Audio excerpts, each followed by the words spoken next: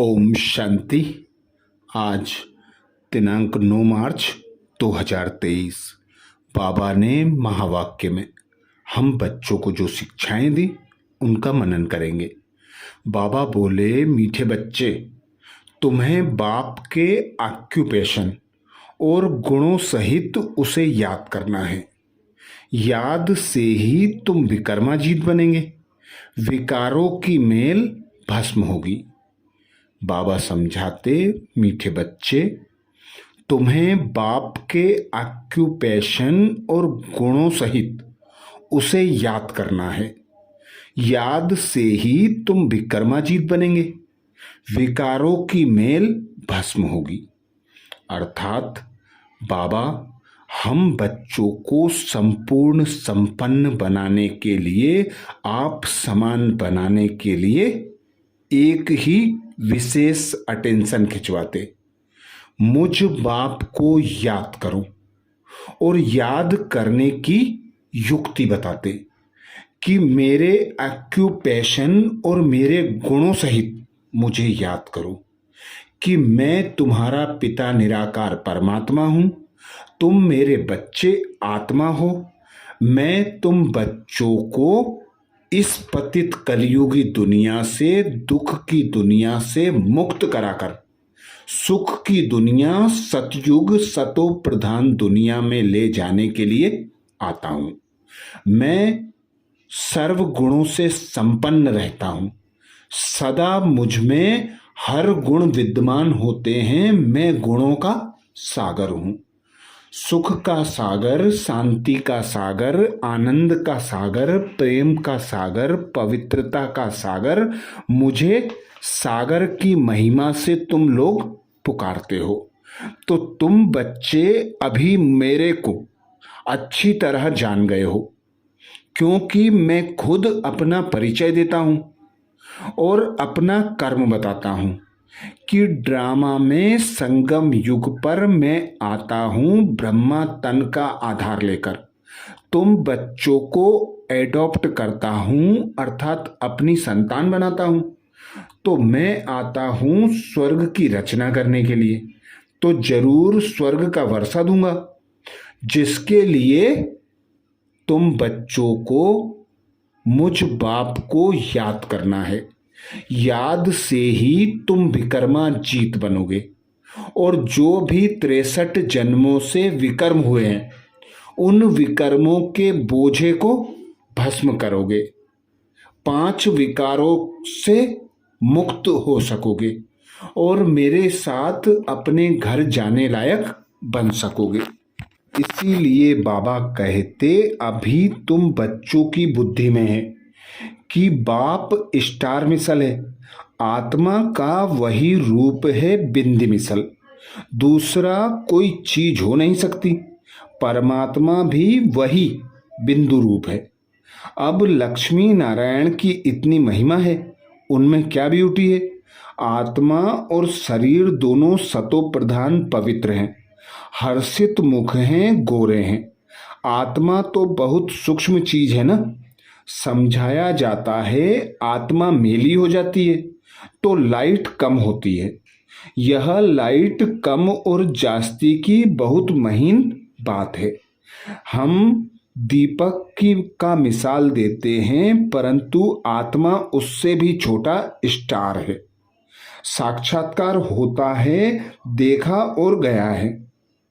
अब तुम बाप का सिमरन करते हो, बाप ने अपना रूप तुम बच्चों को बताया है। तुम जानते हो शिव बाबा को याद करने से विकर्म विनाश होंगे। भल और मनुष्य शिव को याद करते हैं, परंतु इस ज्ञान से याद नहीं करते। वह जानते ही नहीं, ना जानने कारण विकर्म विनाश नहीं हो सकते।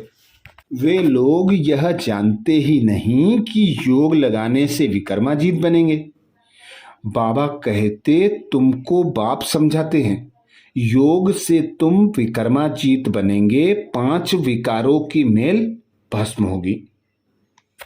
समझानी मिलने के बाद उस खुशी से याद करते रहेंगे। वह यह नहीं जानते कि बाप को याद करने से विकर्म विनाश होंगे। अभी बाप नॉलेज देते हैं, बाकी मनुष्य तो सब अंधश्रद्धा में है। जिसने भक्ति मार्ग में आधा कल्प सुख प्राप्त हुआ है। प्रश्न किया बाबा ने। प्रश्न में बाबा बोले, ज्ञान की धारणा किन बच्चों को बहुत सहज हो सकती है? ज्ञान की धारणा किन बच्चों को बहुत सहज हो सकती है? उत्तर में बाबा समझाते, जिनमें कोई भी पुराने उल्टे सुल्टे संस्कार नहीं है, जिनकी बुद्धि याद से शुद्ध होती जाती है, उन्हें ज्ञान की बहुत अच्छी धारणा होती है। दूसरी पॉइंट बाबा कहते, पवित्र बुद्धि में ही अविनाशी ज्ञान रत्न ठहरेंगे। तीसरी पॉइंट बाबा कहते, भोजन बहुत शुद्ध हो। बाप को स्वीकार कराकर फिर खाने से भी ज्ञान की अच्छी धारणा होती है। ज्ञान को धारण करते करते तुम मुरलीधर बन जाएंगे। अर्थात बाबा हम बच्चों को ज्ञान की धारणा के लिए सहज युक्ति बताते। बाबा कहते, जिनकी बुद्धि में कोई भी व्यर्थ ना हो, उल्टे सुल्टे संस्कार ना हो, अच्छी शुद्ध साफ पवित्र बुद्धि हो, एक बाप पर एकाग्र हो, एक बाप की ही याद में मगन हो, वे ही बच्चे ज्ञान की अच्छी रीति धारणा कर सकते हैं।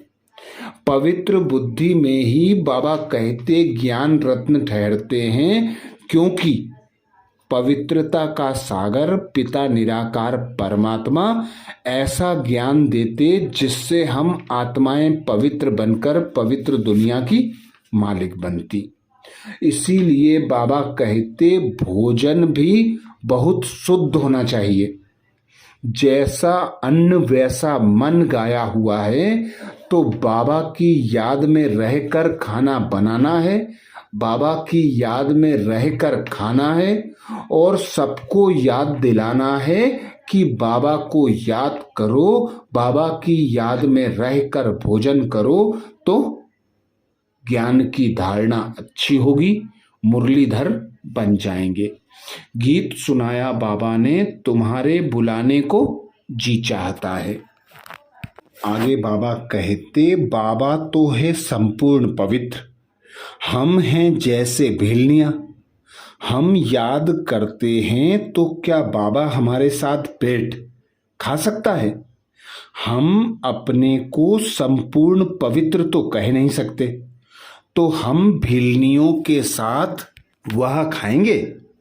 बाबा पूछते, ऐसा शुद्ध पवित्र पावन पिता भेलनियों के साथ खाना खा सकते हैं? फिर वासना लेते हैं। वासना लेना कोई खाना खाना तो हुआ नहीं। खुशबू ले लेते हैं। हाँ, कोई 75% धारणा करने वाले अच्छे बच्चे भोजन बनाकर बाबा को खिलाएं तो वासना लायक भी हो, क्योंकि बाबा है बिल्कुल शुद्ध। वह हम पतित के हाथ का खाए, हमारे साथ खाए, यह लॉ नहीं कहता। वह वासना ले सकता होगा। बाबा कहते हैं, मैं वासना भी क्यों लूं? मैं तो निष्कामी हूं, वासना लेने की भी मेरे पास कामना नहीं है। मैं 100% निष्कामी हूं, भोग ऊपर जाता है। बहुरूपी बैठ देवताओं को खिलाते हैं।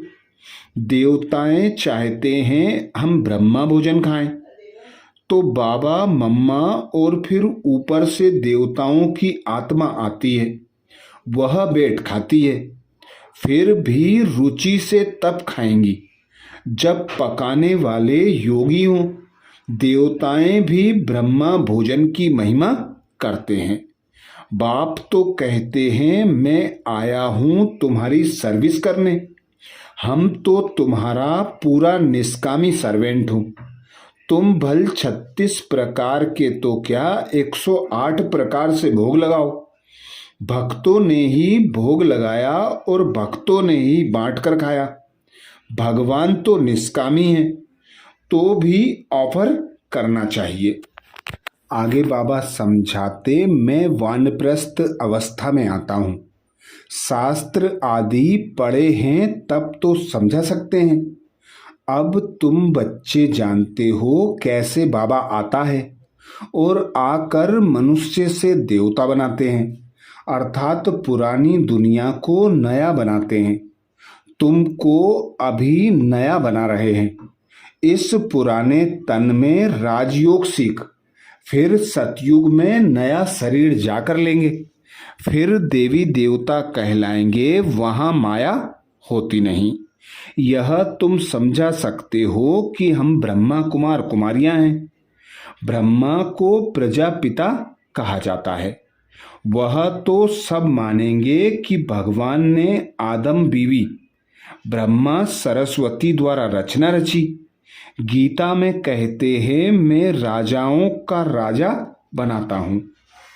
शूद्र से ब्राह्मण बनाकर ज्ञान अमृत पिलाकर असुर से देवता बनाता हूँ। भल यह लिखा हुआ है, परंतु पहले शूद्र वर्ण से ब्राह्मण वर्ण में लाते हैं, तो तुम समझा सकते हो हम ब्रह्मा कुमार कुमारी हैं, प्रजापिता ब्रह्मा के बच्चे हैं। अभी संगम युग पर ब्रह्मा द्वारा हम ब्राह्मण पढ़ते हैं, रुद्र ज्ञान यज्ञ की संभाल करते हैं। हम अपने विकारों की आहुति देते हैं। यज्ञ में सब कुछ स्वाहा किया जाता है ना, तो हम रुद्र ज्ञान यज्ञ में और कोई किचड़ा नहीं डालते। अपने पापों को स्वाहा करते हैं। कोई आग आदि तो जलाई नहीं जाती, ना कोई आवाज आदि ही करते हैं। वह तो कितना आवाज करते हैं, स्वाहा स्वाहा करते रहते हैं।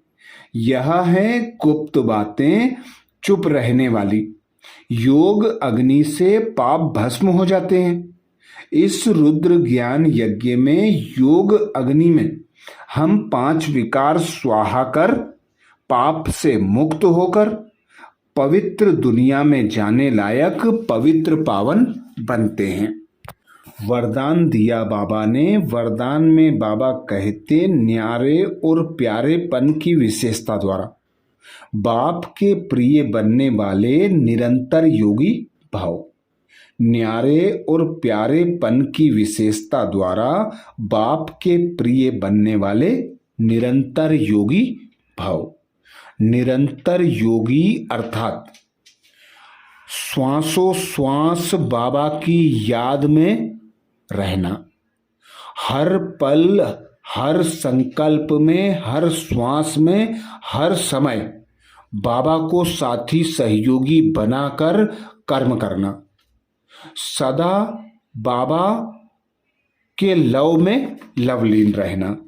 तो ऐसे न्यारे और प्यारे की पुरानी दुनिया से, पुरानी देह से, पुरानी देह के संबंध से, कर्मों के बंधन से, सुख सुविधा के साधनों से बिल्कुल न्यारा।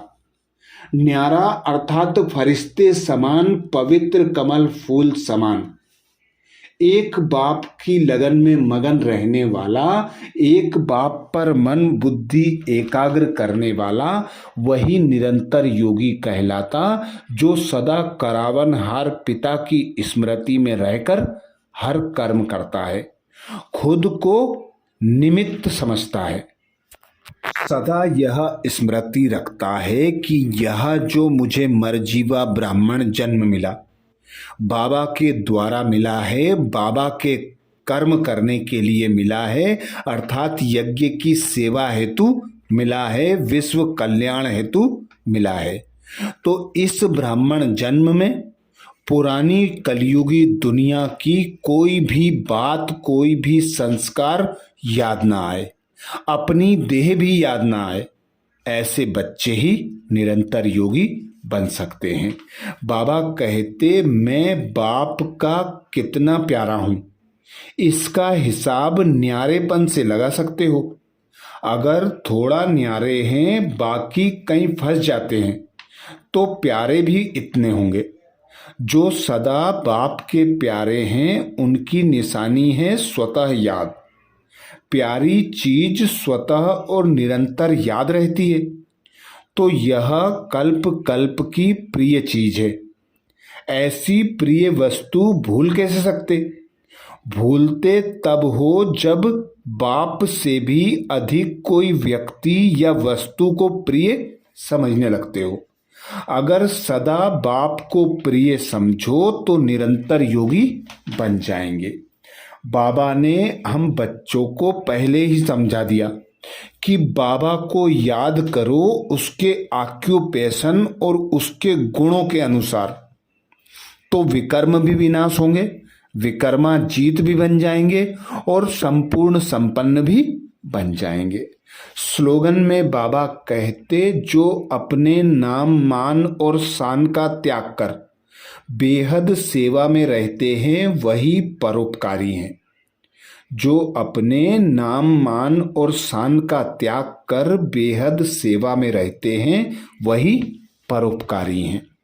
अर्थात अपकारियों पर भी उपकार करने वाला, ग्लानि करने वाली आत्माओं को भी रिगार्ड देने वाला, उनके ऊपर फूल बरसाने वाला, क्रोधी आत्माओं के सामने शीतलता की वर्षा करने वाला, हर समय पुण्य कर्म करने वाला, संकल्प द्वारा सर्व आत्माओं के प्रति शुभ भावना शुभ कामना रखना, शुभ चिंतन चलाना, सर्व के कल्याण की भावना रखना, यही बाबा कहते परोपकारी आत्मा की विशेषता है। कोई भले हमारा अपकार करे, ग्लानि करे, गाली दे, कुछ भी करे, पर हमें उस पर उपकार करना है, क्योंकि हम हैं पूर्वज आत्माएं, दाता पिता परमात्मा की मास्टर दाता संतानें, विश्व कल्याणकारी आत्माएं, तो सदा परोपकारी बनकर रहना है। अच्छा, ये थे बाबा के महावाक्य। ओम शांति।